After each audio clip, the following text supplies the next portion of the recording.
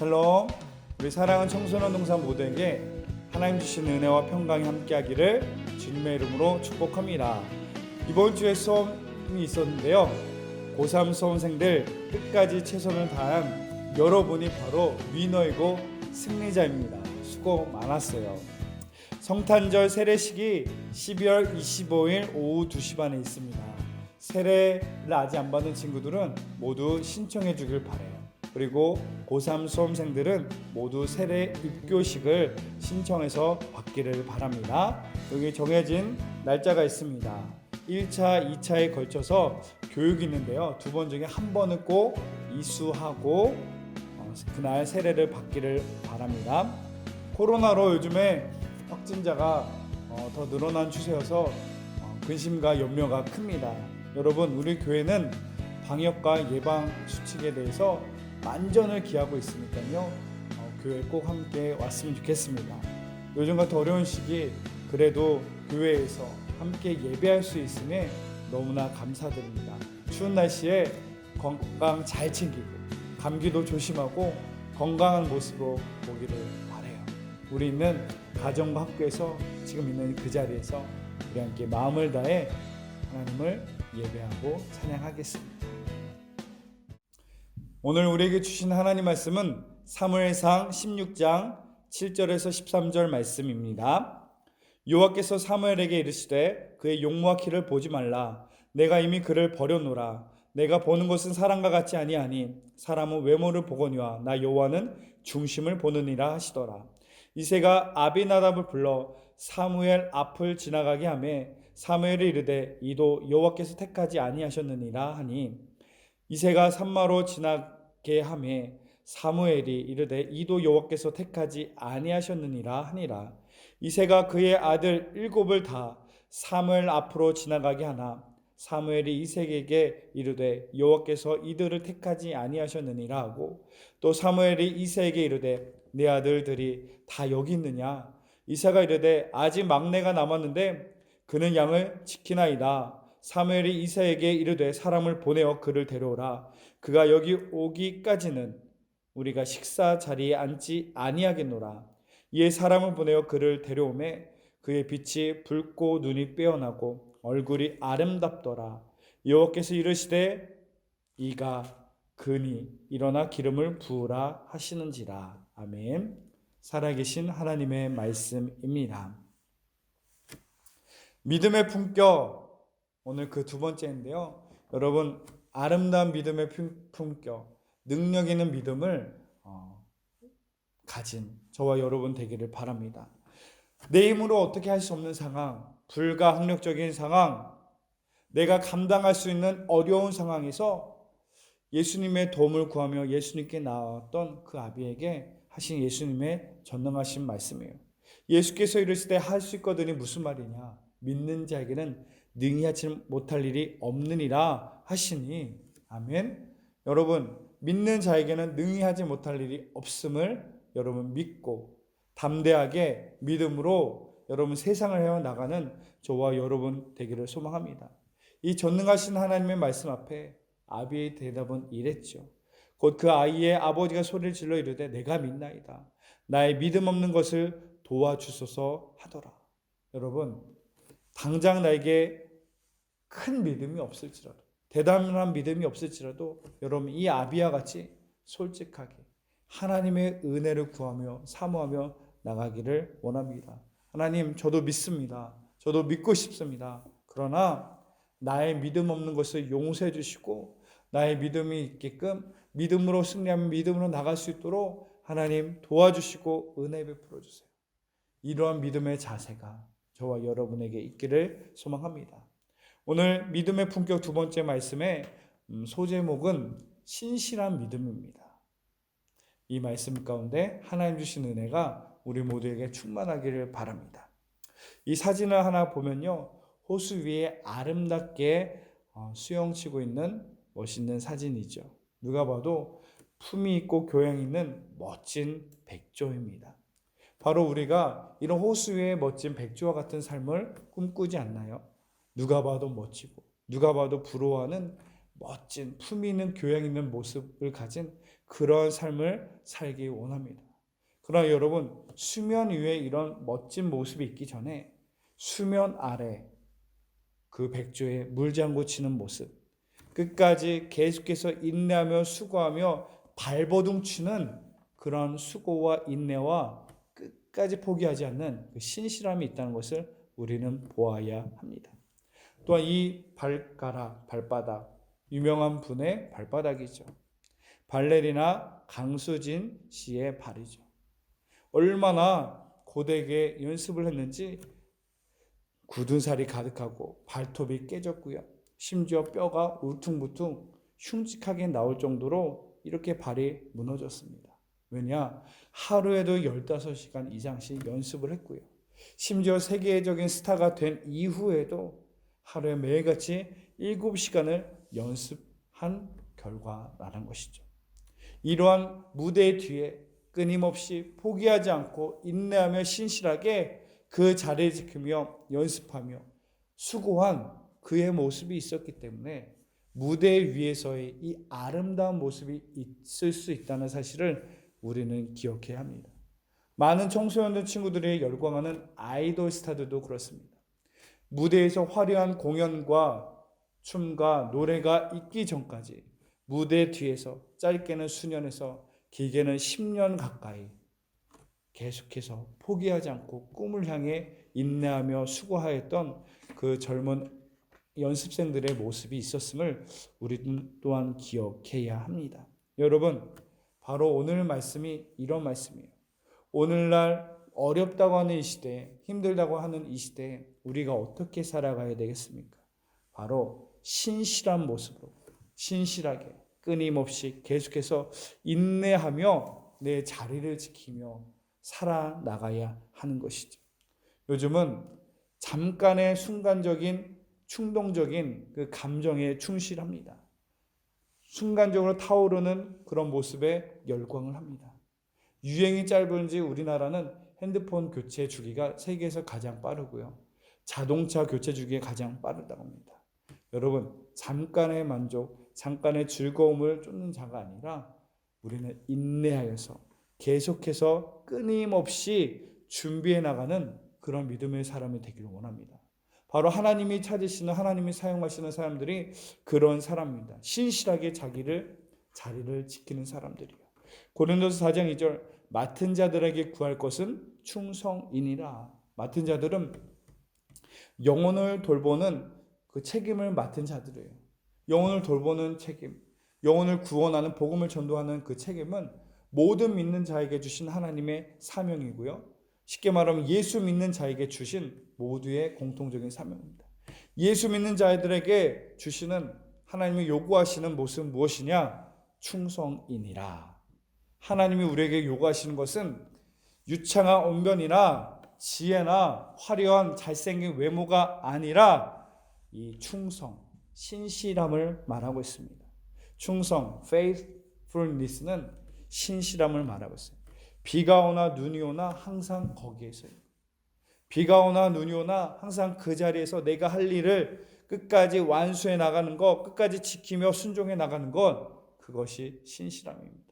바로 하나님이 하나님의 사람들에게 요구하는 모습이 이 신실한 모습이라는 것이죠. 여러분, 우리는 눈에 보이는 순간적인 감정에 우리의 마음을 뺏길 필요가 없습니다. 우리의 이상형도 그래요.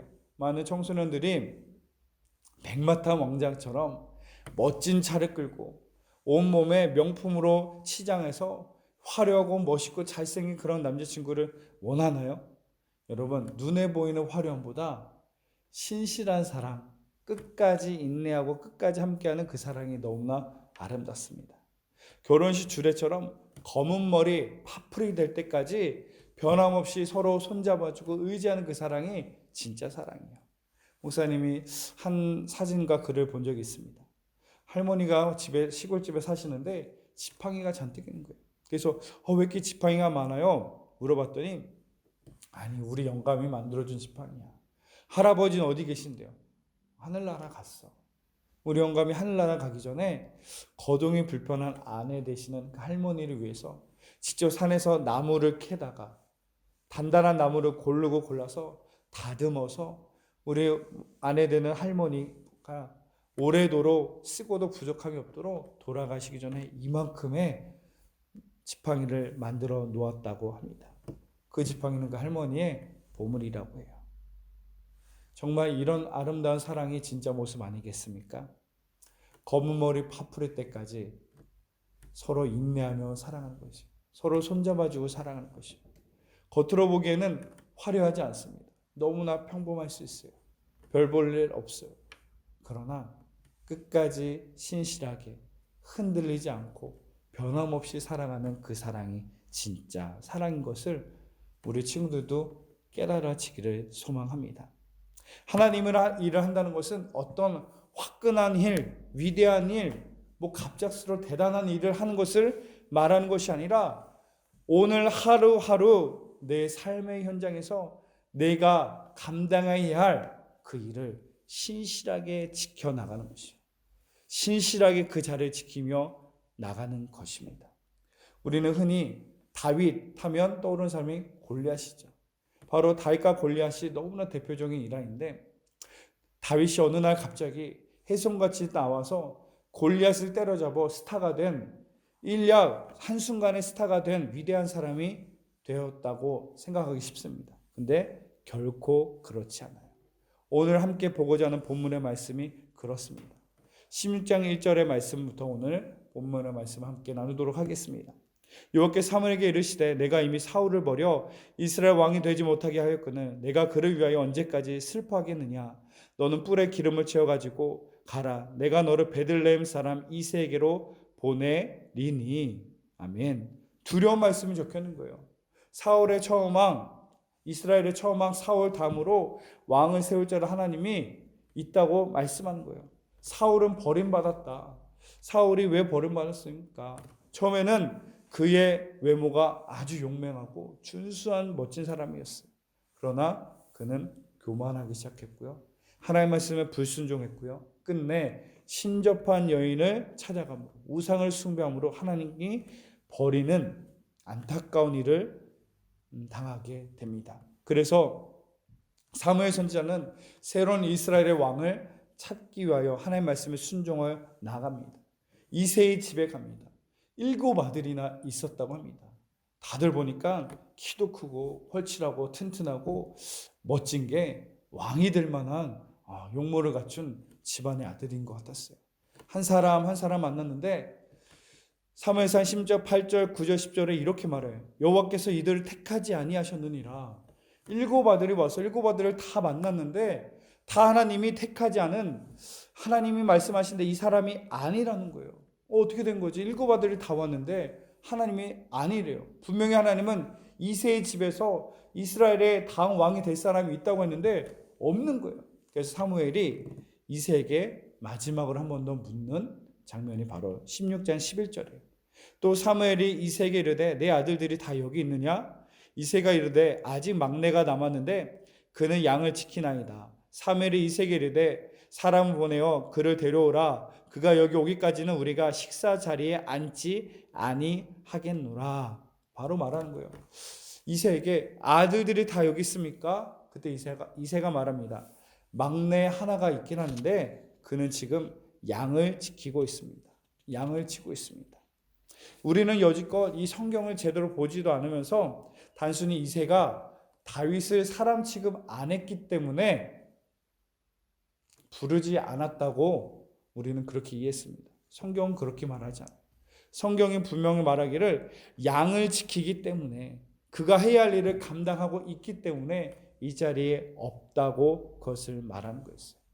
다윗의 형들은 그 이스라엘의 유명한 선지자 사무엘 선지자가 오니까 옷단장을 하고 하던 일을 내려놓고 지키던 양들을 내려놓고 그 자리에 왔습니다. 그러나 다윗, 그도 오고 싶었겠죠. 유명한 대선지자가 온다고 합니다. 그러나 그는 그를 만나는 것보다 자기에게 주어진 양을 지키는 일이 먼저 우선이었던 것입니다. 바로 다윗은 자기에게 주어진 일을 비가 오나 눈이 오나 무슨 일이 있으나 끝까지 신실하게 변하지 않고 지키는 사람이었다. 여러분, 그리스도인은 지금 있는 그곳에서 최선을 다합니다. 지금 있는 그곳에서 하나님께 하듯 지금 하나님 보고 계시다는 믿음의 심정으로 최선을 다하며 나가는 사람들입니다. 여러분이 그러한 믿음의 주인공 되기를 바랍니다. 세상에서 제일 아름다운 사람은 끝까지 인내하며 최선을 다하는 신실한 사람이에요. 바로 양을 치고 있는 다윗이 사무엘 선지자에게 찾아옵니다. 그때 사무엘 선지자가 말해요. 이에 사람 보내어 그를 데려오매 그의 빛이 붉고 눈이 빼어나고 얼굴이 아름답더라. 여호와께서 이르시되 이가 그니 일어나 기름을 부으라 하시는지라.